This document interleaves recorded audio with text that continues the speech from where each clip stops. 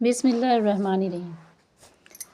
ایک حدیث میں آیا ہے کہ علم کا صرف اللہ کے لیے سیکھنا اللہ کے خوف کے حکم میں ہے، اور اس کی طلب یعنی تلاش کے لیے کہیں جانا عبادت ہے، اور اس کا یاد کرنا تسبیح ہے، اور اس کی تحقیقات میں بحث کرنا جہاد ہے، اور اس کا پڑھنا صدقہ ہے، اور اس کا اہل پر خرچ کرنا اللہ کے یہاں قربت ہے، اس لیے کہ علم جائز ناجائز کے پہچاننے کے لیے علامت ہے اور جنت کے راستوں کا نشان ہے، وحشت میں جی بہلانے والا ہے اور سفر کا ساتھی ہے کہ کتاب کا دیکھنا دونوں کام دیتا ہے۔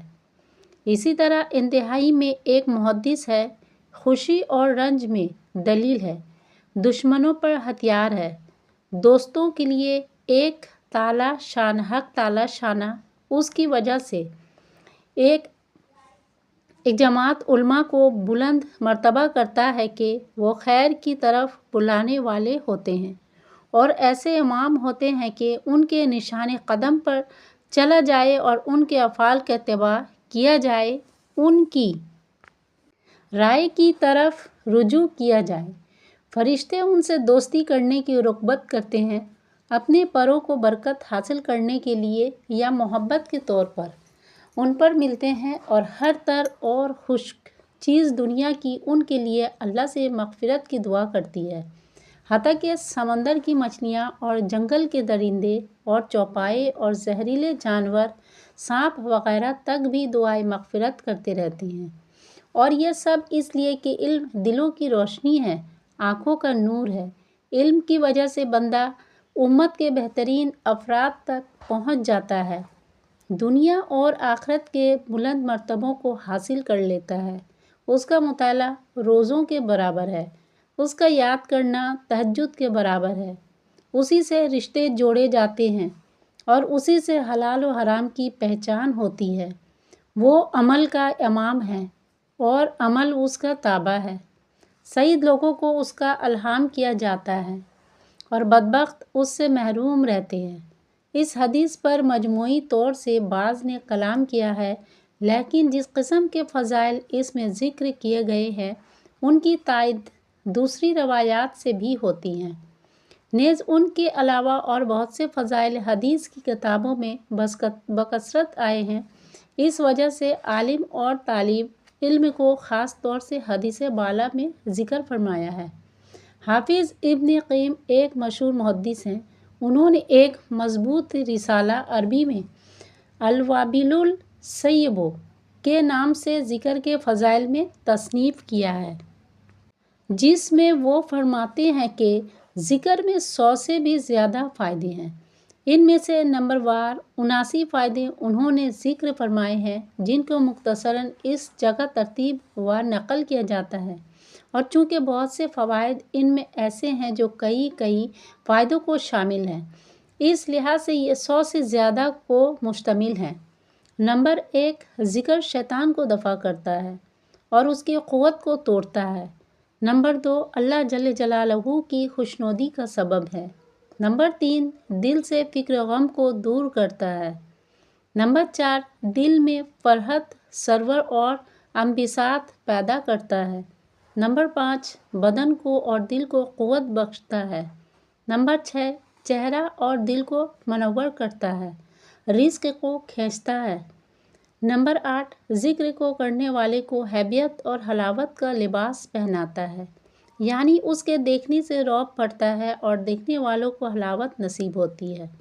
نمبر 9، اللہ تعالی شانہ کی محبت پیدا کرتا ہے، اور محبت ہی اسلام کی روح اور دین کا مرکز ہے اور سعادت اور نجات کا مدار ہے۔ جو شخص یہ چاہتا ہے کہ اللہ کی محبت تک اس کی رسائی ہو، اس کو چاہیے کہ اس کے ذکر کی کثرت کرے، جیسا کہ پڑھنا اور تکرار کرنا علم کا دروازہ ہے، اسی طرح اللہ کا ذکر اس کی محبت کا دروازہ ہے۔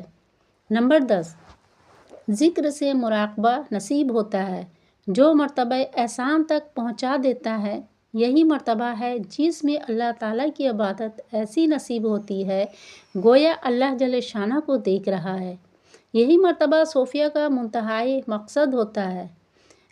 نمبر 11، اللہ کی طرف رجوع پیدا کرتا ہے، جس سے رفتہ رفتہ یہ نوبت آ جاتی ہے کہ ہر چیز میں حق تعالی شانہ اس کی جائے پناہ اور ماوا و ملجا بن جاتے ہیں، اور ہر مصیبت میں اسی کی طرف توجہ ہو جاتی ہے۔ نمبر 12، اللہ کا قرب پیدا کرتا ہے، اور جتنا ذکر میں اضافہ ہوتا ہے اتنا ہی قرب میں اضافہ ہوتا ہے، اور جتنی ذکر سے غفلت ہوتی ہے اتنی ہی اللہ سے دوری ہوتی ہے۔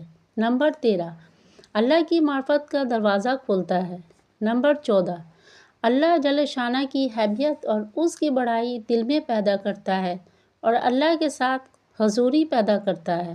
نمبر 15، اللہ کی بارگاہ میں ذکر کا سبب ہے، چنانچہ کلام پاک میں ارشاد ہے، فاذکرونی اذکرکم، اور حدیث میں وارد ہے، من ذکرنی فی نفسہ ذکرتہ فی نفسی۔ چنانچہ آیات اور احادیث کے بیان میں پہلے مفصل گزر چکا ہے۔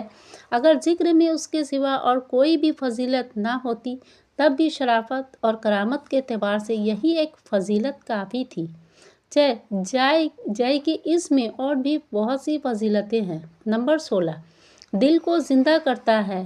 حافظ ابن تیمیہ کہتے ہیں کہ اللہ کا ذکر دل کے لیے ایسا ہے جیسا مچھلی کے لیے پانی۔ خود غور کر لو کہ بغیر پانی کے مچھلی کا کیا حال ہوتا ہے۔ نمبر 17، دل اور روح کی روزی ہے۔ اگر ان دونوں کو اپنی روزی نہ ملے تو ایسا ہے جیسا بدن کو اس کی روزی یعنی کھانا نہ ملے۔ نمبر 18، دل کو زنگ سے صاف کرتا ہے۔ جیسا کہ حدیث میں بھی وارد ہوا ہے، ہر چیز پر اس کے مناسب زنگ اور میل کچیل ہوتا ہے۔ دل کا میل اور زنگ خواہشات اور غفلت ہے، یہ اس کے لیے صفائی کا کام دیتا ہے۔ نمبر 19، لغزشوں اور خطاؤں کو دور کرتا ہے۔ نمبر 20، بندہ کو اللہ جل شانہ سے جو وحشت ہو جاتی ہے اس کو دور کرتا ہے۔ غافل کے دل پر اللہ کی طرف سے ایک وحشت رہتی ہے جو ذکر ہی سے دور ہوتی ہے۔ نمبر 21، جو اذکار بند کرتا ہے وہ عرش کے چاروں طرف بندہ کا ذکر کرتے رہتے ہیں، جیسا کہ حدیث میں وارد ہے۔ نمبر 22، جو شخص راحت میں اللہ جل شانہ کا ذکر کرتا ہے، اللہ جل جلالہ مصیبت کے وقت اس کو یاد کرتا ہے۔ نمبر 23، اللہ کے عذاب سے نجات کا ذریعہ ہے۔ نمبر 24، سکینہ اور رحمت کے اترنے کا سبب ہے اور فرشتے ذکر کرنے والے کو گھیر لیتے ہیں۔ سکینہ کے معنی باب اعزا کے فضل حدیث میں ہے۔ نمبر 25، اس کے برکت سے زبان غیبت، چغل خوری، جھوٹ، بدگوئی، لگوگوئی محفوظ رہتی ہے۔ چنانچہ تجربہ اور مشاہدہ سے ثابت ہے کہ جس شخص کی زبان اللہ کے ذکر کی عادی ہو جاتی ہے وہ ان اشیاء سے عموماً محفوظ رہتا ہے، اور جس کی زبان عادی نہیں ہوتی ہر نوع کی لغویات میں مبتلا رہتا ہے۔ نمبر 26، ذکر کی مجلسیں فرشتوں کی مجلسیں ہیں اور لغویات اور غفلت کی مجلسیں شیطان کی مجلسیں ہیں۔ اب آدمی کو اختیار ہے جس قسم کی مجلسوں کو چاہے پسند کر لے، اور ہر شخص اسی کو پسند کرتا ہے جس سے مناسبت رکھتا ہے۔ نمبر 27، ذکر کی وجہ سے ذکر کرنے والا بھی سعید نیکبخت ہوتا ہے، اور اس کے آس پاس بیٹھنے والا بھی، اور غفلت لغویات میں مبتلا ہونے والا خود بھی بدبخت ہوتا ہے اور اس کے پاس بیٹھنے والا بھی۔